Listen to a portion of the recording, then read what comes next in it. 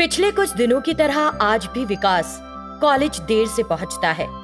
विकास, तुमको रोजाना देर से आने की आदत होती जा रही है। तुम्हारी बहन राजी भी तो है, वो तो समय पर आती है, फिर तुम क्यों नहीं आते? तुम दोनों एक ही घर से आते हो ना, और वो भी तुम दोनों कार में आते हो, लेकिन तब भी तुम देर से आ रहे हो।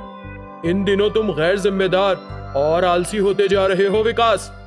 लेक्चरर की बात के बीच में राजी कहने लगी, हाँ सर, ये सच है। इन दिनों कॉलेज आते हुए ये बीच में ही नीचे उतर जाता है। अगर मैं इससे पूछती हूँ तो कहता है तुम जाओ यहाँ से, मैं सर को दे दूंगा जवाब। हालांकि मैं कितना कहती हूँ, लेकिन वो मेरी बात ही नहीं सुनता। उल्टा मुझसे कहता है वो लेक्चरर क्या कर लेगा। इस तरह की बात करता है सर, क्या बताऊं, बहुत शर्म आती है। इस तरह उसने विकास की शिकायत लगाई। ये सुनकर लेक्चरर को बहुत गुस्सा आ गया। तुम्हें अपने ऊपर इतना घमंड हो गया है? तुम एक अनाथ हो क्योंकि तुम राजी की माँ की बहन के बेटे हो। वे तुमको इतने प्यार से पढ़ाई करवा रहे हैं, लेकिन तुम आलसी होते जा रहे हो। मैं आज तुम्हारा सारा घमंड खत्म कर दूंगा। आज क्लास में नहीं बैठ सकोगे। बाहर जाओ और खड़े हो जाओ। चलो दफा हो जाओ यहाँ से। लेक्चरर ने ऐसा कहा तो विकास बाहर जाकर खड़ा हो गया। राजी के चेहरे पर एक कुटिल मुस्कान तैर गई। उसने अपने दिल में सोचा,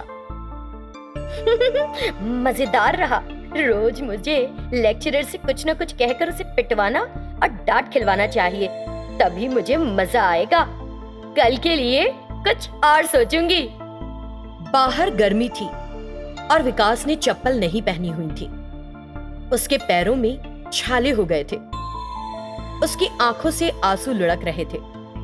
उस पूरे दिन इसी तरह वो धूप में खड़ा रहा। वो थक हार कर बेहोश हो गया। ये देखकर उसका दोस्त, सर, विकास बेहोश हो गया बाहर। जैसे ही उसने कहा, लेक्चरर तुरंत उसके पास गया। उसने उसे अपनी बाहों में उठाया और एक बेंच पर लिटा दिया। उसके चेहरे पर पानी छिड़का, लेकिन विकास वैसा ही पड़ा रहा। उसकी हालत देखकर लेक्चरर को ओ, लगता है कि मुझसे गलती हो गई। उसने दिल ही दिल में खुद को कोसा और फिर, लेकिन मैं करूं भी तो क्या? अगर बच्चे गलत रास्ते पर जाते हैं तो एक लेक्चरर के रूप में ये मेरी जिम्मेदारी है कि मैं उन्हें सही रास्ते पर वापस लाऊं। हे भगवान, लेकिन इस बच्चे की हालत ठीक नहीं है। उसने अपने आंसू पोंछे। इस बीच विकास को होश आ गया। विकास, क्या हो गया था तुम्हें? तुम ऐसा क्यों कर रहे हो? तुम तो इतने अच्छे लड़के हो और एक मेधावी छात्र हो। तुम कक्षा में प्रथम आते हो और इतने अच्छे छात्र को मैं खराब होते नहीं देख सकता। मुझे बताओ, तुम्हें किस बात की परेशानी है? मेरे बस में होगा तो मैं जरूर हल करूंगा। जैसे ही लेक्चरर ने पूछा, विकास ने अपनी ममेरी बहन राजी को देखा।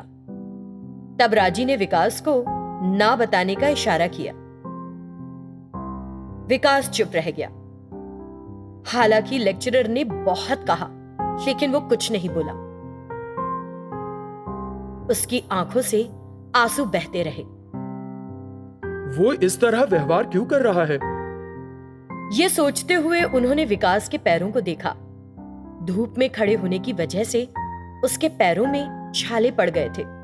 इसके अलावा कांटों के निशान भी थे और पत्थरों के लगने से घाव हो गए थे। लेक्चरर को झटका लगा। ये पैर एक पढ़ने वाले बच्चे की तरह नहीं दिख रहे। मुझे लगता है कि वो किसी मुसीबत में है, जिसे वो मुझसे किसी वजह से नहीं बता पा रहा है। मुझे इसके बारे में जानना ही होगा। उसने अपने दिल में सोचा। फिर लेक्चरर विकास के मित्र अरविंद के पास गए और उससे इसका कारण पूछा। तब अरविंद इस तरह बताने लगा। विकास रायसेन जिले के एक गांव से ताल्लुक रखता है सर। विकास के माता पिता बहुत गरीब हैं। वे खेती करते थे। पिछले साल उन्हें बहुत बड़ा नुकसान हुआ। उन्हें कई कर्ज चुकाने पड़े।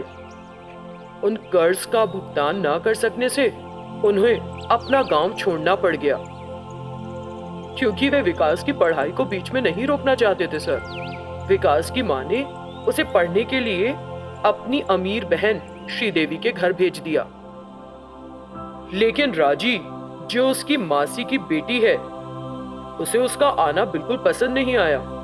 वो विकास को बहुत सताती है। वो उसे कभी कभी पीटती भी है। विकास उनके खेत में काम करता है, इसीलिए उसके पैरों पर कांटे चुभे के निशान हैं।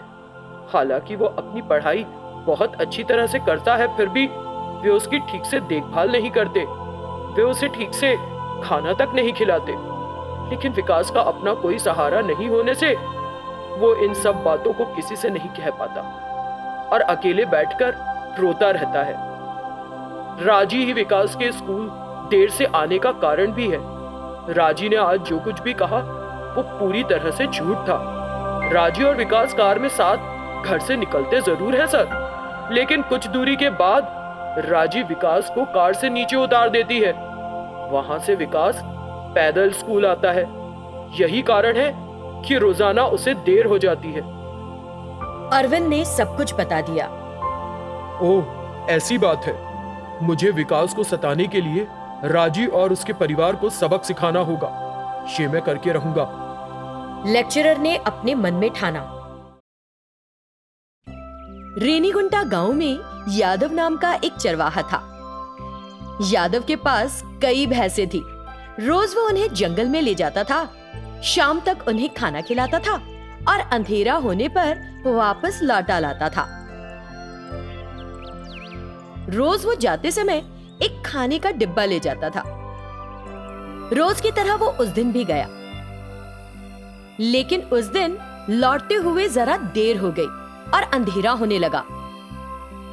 अरे, आज देर हो गई और अंधेरा भी हो गया है। मुझे तो रास्ता भी ठीक से दिखाई नहीं दे रहा। इस रास्ते से घर पहुंचने में बहुत समय लग जाएगा। कोई छोटा रास्ता तलाशता हूँ। उसने चारों ओर खोजा। उसे एक रास्ता दिखा। तुरंत यादव ने भैंसों को उस रास्ते पर ले लिया। उस अंधेरे में भैंसों की आंखें चमक रही थीं।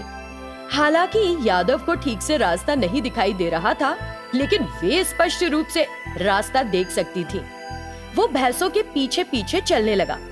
कुछ दूर चलने के बाद भैंसों ने अचानक चलना बंद कर दिया और जोर से रंभाना शुरू कर दिया और वापस मुड़ गई। अरे, आज इन भैंसों को क्या हो गया? वे ऐसा क्यों कर रही हैं? पहले से ही अंधेरा है और कुछ भी दिखाई नहीं दे रहा है। वो उन्हें एक एक करके हल्के से मारने लगा। वो उनकी गिनती कर रहा था कि सभी भैंसें मौजूद हैं या नहीं। तब यादव समझ गया कि एक बछड़ा गायब है। ये देखो, वो बोल भी नहीं सकती, लेकिन कितनी बुद्धिमान है। क्योंकि एक बछड़ा गायब है, उन्हें इसके बारे में पता चल गया और जोर जोर से रंभाने लग गईं। मुझे उस बछड़े को तलाशना होगा। वो भी उनके साथ बछड़े की तलाश करता है। अचानक उन सभी भैंसों ने चिल्लाना बंद कर दिया।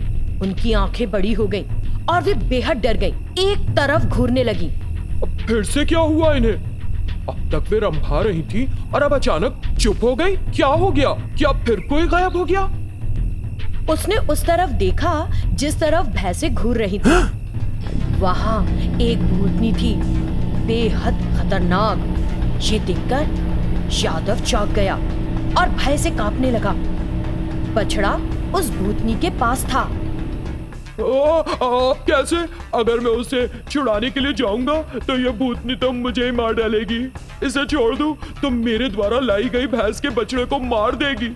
लेकिन उसे कोई उपाय नहीं सूझा। उसने उस बछड़े को वहीं छोड़ दिया और अपनी बाकी भैंसों को लेकर घर जाने लगा। लेकिन फिर से वो भूतनी उनके सामने आ गई। अरे, कहाँ जा रहा है तू? तूने उस मासूम बछड़े को मेरे तार तोड़ दिया और बच के भाग रहा है। मैं क्या तुझे तोड़ दूंगी? यादव ने स्थिति के अनुसार कहा। अब फिर मैं क्या करूं बताओ? भले ही तुम एक भूतनी हो, लेकिन भूख तो तुम्हें भी लगती होगी। इसीलिए तुमसे सहानुभूति रखते हुए मैंने तुम्हारे लिए भैंस के बछड़े को छोड़ दिया। लेकिन एक बात है, ये तो तुम कच्चा मांस खाओगी। कभी पका हुआ मांस खाया है या नहीं? ये इससे अधिक स्वादिष्ट होता है और ये और भी स्वादिष्ट होगा अगर मेरी पत्नी इसे पकाएगी। मेरी पत्नी बहुत अच्छी तरह से खाना बनाती है। अगर तुम इजाजत दो तो मैं इस बछड़े को ले जाऊं और इसे पकवाऊं और तुम्हारे लिए लाऊं। फिर तुम खुशी से खा सकती हो। बहुत स्वादिष्ट होगा और आसानी से पच भी जाएगा। ये तुम्हारी सेहत को भी अच्छा कर देगा। तो बताओ क्या सोचती हो इस बारे में? उसकी बात सुनकर भूतनी की आंखों में आंसू आ गए। तुम पहले बत्ती हो तो हम भूतों की भूत के बारे में तोड़ रहे हो। हम पर तानुभूति दिखाने के लिए एक उपहार के रूप में मैं ये तोना तुमको दे रही हूँ, इसे ले लो। इस तरह उस भूतनी ने उसके गमछे में सोने के सिक्के डाले। टीते तो इस बच्चे तो ले दो और अपनी पद्दी से तैतर इसे पतवाओ और इसे तल लाओ। अगर तुम इस तरह तरते हो तो मैं तुम तो रोजाना तो ना दूंगी, मैं वादा करती हूँ। ठीक है। जैसे तैसे उसने डरे हुए बछड़े को पकड़ लिया और वहां से फौरन चला गया। अपने दिल में, जब तक जीवित रहूंगा इस तरफ देखूंगा भी नहीं। अपनी समझदारी और बुद्धिमत्ता से मैं आज तो किसी तरह बच गया, वरना मैं तो खत्म ही हो जाता और अभी उसके पेट में हजम हो रहा होता। ये सोचकर वो घर जाता है और अपनी पत्नी को सब कुछ बताता है और उसे वो मिला हुआ सोना दिखाता है। हमें उन भूतों पर विश्वास नहीं करना चाहिए, फिर से उस तरफ मत जाना। बस ये सोना काफी है हमारे लिए खुश रहने के लिए, उसने कहा। फिर सुशीला जो उससे मिलने आई थी, उसने सब कुछ सुना और तुरंत अपने पति के पास गई और सब कुछ बताया और उसे गाय के साथ जंगल में उस जगह पर भेज दिया जहां भूतनी रहती थी और सोना लाने के लिए कहा। क्योंकि कहकर कि आएगा लेकिन यादव नहीं आया था, भूतनी बहुत गुस्से में थी। तभी आदमी तित्ते तालात है, उन पर तभी विश्वास नहीं करूंगी। उस पर विश्वास कर कर मैंने अपना ताना तोड़ दिया, बदमाश आदमी। क्योंकि भूतनी बहुत नाराज थी और तभी सुशीला का पति उस तरफ आ गया। उसकी पत्नी ने उससे जो कहा था उसने उस भूतनी को भी वही बताया। उसकी बात सुनकर भूतनी ने उस पर विश्वास नहीं किया और उल्टा गुस्से में आग बबूला हो गई। अरे कितनी बार धोता दो दे, पर तो उस आदमी ने धोता दिया और अब मैं एक मूर्ति की तरह लग रही हूँ क्या तुम तो? ये कहते हुए उसने उसे बेरहमी से मार डाला और खा गई।